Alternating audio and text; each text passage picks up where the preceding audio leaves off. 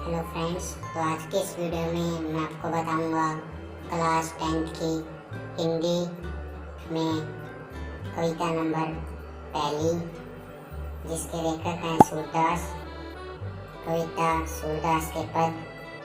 इसमें कवि ने बताया है कि कैसे उद्धव श्री कृष्ण द्वारा भेजे गए योग साधना के संदेश को लेकर आता है और गोपियाँ उन पर कटाक्ष करते हुए उद्धव से बातचीत करती हैं। उद्धव और गोपियों के बीच हुई इन्हीं बातचीतों पर इस कविता का वर्णन हुआ है। तो चलिए वीडियो को शुरू करते हैं। अगर आपने हमारे चैनल को सब्सक्राइब नहीं किया है तो सब्सक्राइब जरूर से कर लेना। तो चलिए पहले पद का व्याख्या करते हैं। उद्धव तुम हो अति बड़भागी, अपरस रहत सने तरागी, नाहिन मनोनुरागी। पुरानी पात रहत जल भीतर, तारस देन रागी। जो जलमात तेल की गगरी, बूंद न ताको लागी। प्रति नदी में पावन भोरो, दृष्टि न रूप परागी। सूरदास अबला हम बोरी, बुरचाटी जो पागी। इसमें उद्धव जब संदेश लेकर आता है तो गोपियाँ उद्धव पर कटाक्ष करते हुए कहती हैं कि उद्धव तुम बहुत बड़भागी हो, तुम बहुत सौभाग्यशाली हो। तुम इसमें अपरस का अर्थ होता है दूर या अछूता। सने का अर्थ होता है प्रेम। तगा का अर्थ होता है धागा। इसमें गोपियाँ कहती हैं उद्धव तुम बहुत भाग्यशाली हो, बहुत सौभाग्यशाली हो कि तुम इस प्रेम के बंधन में नहीं बंधे हो। तुम इस प्रेम के बंधन से बहुत दूर हो। तुमने कभी प्रेम की भावना नहीं समझी है, क्यों तुम किसी के प्रेम में डूबे नहीं हो। तुम तो श्री कृष्ण के समीप रह कर भी उसके प्रेम के बंधन में नहीं बंधे हो, लेकिन हम श्री कृष्ण के दूर रहते हुए भी उसके प्रेम के बंधन में बंधे हैं। पुरानी पात रहत जल भीतर, तारस देन रागी। जिस प्रकार कमल का पत्ता सदा पानी में रहते हुए उस पर पानी का कोई दाग नहीं लगता, सदा अच्छा रहता है, पानी की बूंद उस पर नहीं ठहरती है, उसी प्रकार तेल की मटकी या तेल का घड़ा पानी में अगर छोड़ दिया जाए तो उस पर पानी की बूंदें नहीं ठहरेंगी, अर्थात क्योंकि तेल पर तो फिसल जाएगी, पानी उस पर ठहरेगा ही नहीं। तो अर्थात कमल का पत्ता और तेल की मटकी या मटका, जल का कोई प्रभाव नहीं पड़ता, उन पर जल का कोई प्रभाव नहीं पड़ता। उसी प्रकार श्री कृष्ण के पास रहते हुए भी उनके प्रेम का प्रभाव तुम पर नहीं पड़ा है, अर्थात उद्धव पर नहीं पड़ा है। तुमने तो आज प्रेम की नदी में अपना पैर तक नहीं डुबाया, यानी प्रति नदी में पाव न भरो, दृष्टि न रूपरागी। यानी तुमने तो आज तक प्रेम की नदी में अपना पैर नहीं डुबाया है। तुम्हारी दृष्टि में रूप को देखकर भी तुमने नहीं उलझी, यानी तुम्हारी दृष्टि यानी तुम्हारा मन किसी को भी देखकर प्रेम के बंधन में नहीं बंधा है। किंतु हम तो बहुत भोले वाली हैं, हम तो श्री कृष्ण के रूप सौंदर्य को देखकर उनमें उलझ गई हैं। इसी प्रकार सूरदास बताते हैं कि गोपियाँ कहती हैं उद्धव से श्री कृष्ण के प्रेम में इस प्रकार हम बने हैं कि जिस प्रकार चींटियाँ गुड़ पर चिपक जाती हैं, उसी प्रकार उनसे छूटती नहीं हैं, उसी प्रकार हम श्री कृष्ण से इस प्रकार बने हैं कि उससे छूटना नहीं चाहते।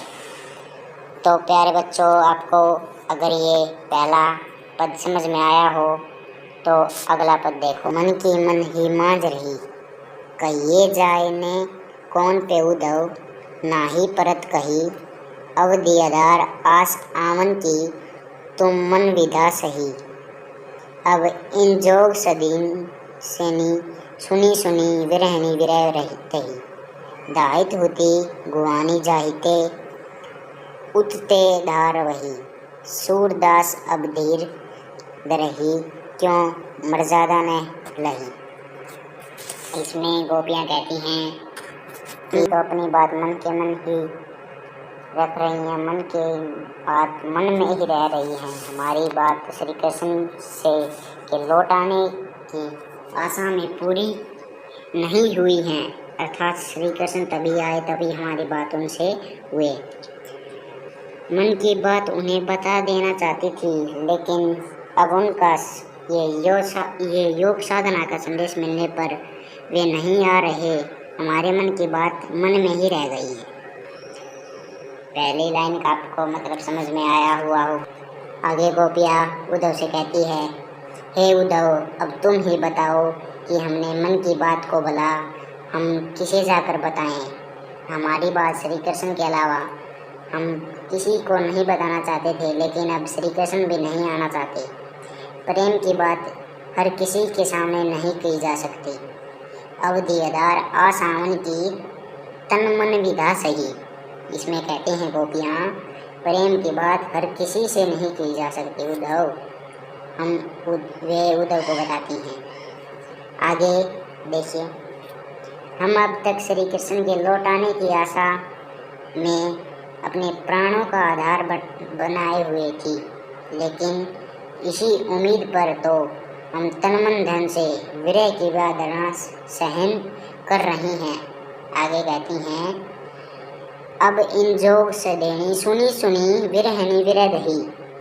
इसी उम्मीद से हम तन मन धन से विरह की वेदना, विरह की आग यानी मन की आग में जली जा रही हैं।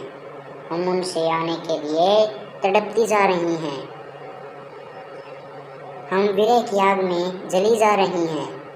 यह हमारा दुर्भाग्य है कि जिधर से हम अपनी रक्षा के लिए सारा चाह रही थी, जिससे हम अपनी रक्षा के लिए सहारा चाह रही थी, उसे उधर ही से योग साधना की धारा बह निकलती है। इसमें गोपियाँ कहती हैं, जिससे हम अपनी रक्षा करवाना चाहती थी, वहीं से अब योग साधना का संदेश आ गया है। कहने का तात्पर्य इसमें गोपियाँ चाहती हैं कि श्री कृष्ण आकर उनकी व्यथा को दूर करें, किंतु श्री कृष्ण ने योग साधना का मार्ग अपना लिया है, योग साधना का संदेश भेज दिया है। इससे उनकी विरह की ज्वाला और भड़क गई है। इससे उनमें मन की आग थी वो और भड़क गई है। सूरदास ने बताया इसमें, सूरदास अब धीर धरी सी क्या हूँ मर्यादा न लही। सूरदास ने बताया कि गोपियाँ कह रही हैं, अब तक श्री कृष्ण की लोक मर्यादा त्याग दी है। अब श्री कृष्ण ने अपनी लोक मर्यादा त्याग दी है। उन्होंने हमारे मन का निर्वाह करने की अपेक्षा हमें धोखा दिया है, यानी संदेश भेजकर उन्हें धोखा देने का कार्य किया गया है। भला ऐसे में हम धैर्य कैसे रखें। तो प्यारे बच्चों, आपको पहला ये पद समझ में आया हुआ होगा। चलिए आगे करते हैं। हमारे हारिल की लकड़ी मन कर्म वचन नंद नंदन उर, यह दर्द करी पकड़ी। जागत सोवन सौपन दिवस निसी कन्या कन्या जग रही। सुनत जाग लागत है ऐसों जो करहु ककड़ी। सू तो व्याधि हमको ले आए देखी सुनी न करी। यह तो सुर तिन सुनी ले सौंपा जिनके मन चक्री। इसमें गोपियाँ उधर से कहती हैं, हमारे हारिल एक पक्षी होता है जिसके पैरों में लकड़ी होती है, उसी प्रकार गोपियाँ भी हारिल पक्षी की तरह श्री कृष्ण से प्रेम करती हैं। गोपियाँ उधर से बताती हैं कि उनसे बताती हैं कि हारिल पक्षी की लकड़ी के समान जिसे वे सदैव अपने पंजे में पकड़े रहता है, उसी प्रकार श्री कृष्ण को अपने जीवन का आधार मानकर श्री कृष्ण से गोपियाँ प्रेम करती हैं। आगे देखिए, मन कर्म वचन नंद उर यह दृढ़ करी पकड़ी। हम एक क्षण के लिए अपने उस जीवन के आधार यानी श्री कृष्ण को नहीं भूलती, लेकिन हमने उसे मन वचन और कर्म से पकड़ा हुआ है। हम उसको छोड़ना नहीं चाहते, मन से वचन से और कर्म से उसे पकड़ा हुआ है। उसके हृदय में हम बहुत प्रेम करती हैं। कहने का भाव है कि गोपियाँ मन वचन कर्म से श्री कृष्ण की उपासिकाएं हैं। जगत सोन सौपन दिवस निशी कन्ने कन्ने जकर ही। कहने का भाव है कि गोपियाँ हर स्थिति में सोते हुए जागते हुए सपने में श्री कृष्ण को रटती रहती हैं। उनके मन क्षण में भर के लिए श्री कृष्ण से अलग नहीं होता, यानी मन से कर्म से वचन से उसे प्रेम करती हैं। सोते हुए भी जागते हुए भी और सपने में भी श्री कृष्ण रटती रहती हैं। आगे देखिए, तुम्हारा यह योग का संदेश सुनने के लिए हमारे कानों को कड़वी ककड़ी के समान लगता है। सुन्नत लोकगत लागत है जो क्यों कहू ककड़ी। करू ककड़ी का अर्थ होता है कड़वी ककड़ी। यह योग साधना संदेश सुनकर हमें ऐसा लगता है कि कड़वी ककड़ी हमने खा ली हो। सुन तो व्याधि हमको ले आए, देखी सुनी न करी। ऐसा तो किसी ने देखा है न सुना है न किसी ने करा है, जिस प्रकार गोपियों के साथ श्री कृष्ण ने किया है। यह तो सुर तिन्हनी ले सोपा जिनके मन चकरी। गोपियाँ उद्धव से पुनः संबोधित करते हुए कहती हैं, यानी जोर से, कटाक्ष से, गुस्से से, तुम यह योग साधना का संदेश उन लोगों को जाकर देना जिसके मन चक्री हैं, यानी एक जगह स्थिर नहीं है। जिस प्रकार अलग अलग लोगों के मन अलग अलग होते हैं, जैसे किसी का मन भी एक जगह स्थिर ना हो, कहीं कभी ये सोचे, कभी ये सोचे और कभी ये सोचे। यह योग साधना का संदेश हमें देने की आवश्यकता नहीं है। तो लास्ट और अगला पहरा देखते हैं। हरी है राजनीति पढ़ाए, सुमझी बात तहत मधुकर के समाचार सब पाए। एक अति चतुर हुते पहले ही अब गुरु ग्रंथ पढ़ाए।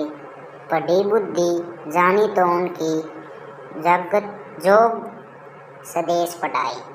उदो भले लोग आगे के परहित दौलत दाए। अब अपने मन फेर पाइए चलत जो होते चढ़ाए। तुम तो अनीति कहें आपुन जे और अनीति छुड़ाए। राज धर्म तो यहू सुर जो प्रजा ने जाहि सताए। इसमें गोपियाँ एक दूसरी गोपियाँ से कहती हैं कि गोपियों, अब मित्रों, अब ये श्री कृष्ण से प्रेम करने का समय नहीं है। अब उन्होंने राजनीति पढ़ ली है, अब वे हमारे बारे में नहीं सोच रहे। इस पैरे में ये बताया गया। चलो लाइन वाइज लाइन देखते हैं। हरी है राजनीति पढ़ाए। गोपियाँ उद्धव के माध्यम से भेजे गए श्री कृष्ण के योग साधना के संदेश को उनके प्रति धोखा और अत्याचार बताती हैं। श्री कृष्ण को कहती हैं, तुमने हमारे साथ अत्याचार और धोखा किया है। ये आपस में एक दूसरे से कहती हैं कि हे सखी, यानी हे बंधु, हे मित्रगण। अब श्री कृष्ण ने तो राजनीतिक शिक्षा ग्रहण कर ली है, उन्होंने तो राजनीति पढ़ ली है। अब वे पूर्ण रूप से राजनीतिज्ञ बन चुके हैं, यानी जिस प्रकार राजनीतिज्ञ होते हैं। उद्धव हमें जो समाचार दे रहा है, क्या तुम उसे समझती हो? यह तो श्री कृष्ण पहले से ही बहुत चतुर थे। एक अति चतुर होते पहले ही अब गुरु ग्रंथ पढ़ाए। इसमें गोपियाँ कहती हैं वो श्री कृष्ण पहले से ही बहुत चतुर थे और अब उन्हें राजनीति पढ़ ली है, ग्रंथ पढ़ लिए हैं, अब तो वे बहुत चतुर बन चुके हैं, उनकी बुद्धि बहुत विशाल हो चुकी है। इसका अनुमान तो इसी बात से लगाया जा सकता है कि वे हमारे लिए योग का संदेश भेज रहे हैं। कहने का भाव है इसमें उनके इस कार्य से सिद्ध हो गया है कि वे केवल बुद्धिमान ही नहीं बल्कि बहुत चालाक और अन्यायी भी हैं, क्योंकि युवतियों के लिए योग साधना का संदेश भेजना उचित नहीं है, यानी उचित नहीं होता। हे उद्धव, पुराने समय में सज्जन दूसरों का भला करने के लिए प्रयास करते थे, परंतु आजकल के लोग या सज्जन दूसरों को दुख देने के लिए ही एक दूसरे की तरफ दौड़ते हुए चले आते हैं। अब बड़ी बुद्धि जानी है तो उनकी जोग संजय पढ़ाए, उद्धव भले लोग आगे के पर हित दौलत ढाए। इस लाइन में ये बातें कही गई हैं। अब अपने मन फेर पाइए, चलत जू उते चुराइए। इसमें कहता है कि गोपियाँ तो प्रेम की रीति का पालन करना चाहती है, लेकिन श्री कृष्ण ने योग साधना का संदेश भेजकर प्रेम की रीति को निभाने की भावना की ओर ठेस पहुँचाया है। वास्तव में गोपियों के प्रति अन्याय हुआ है।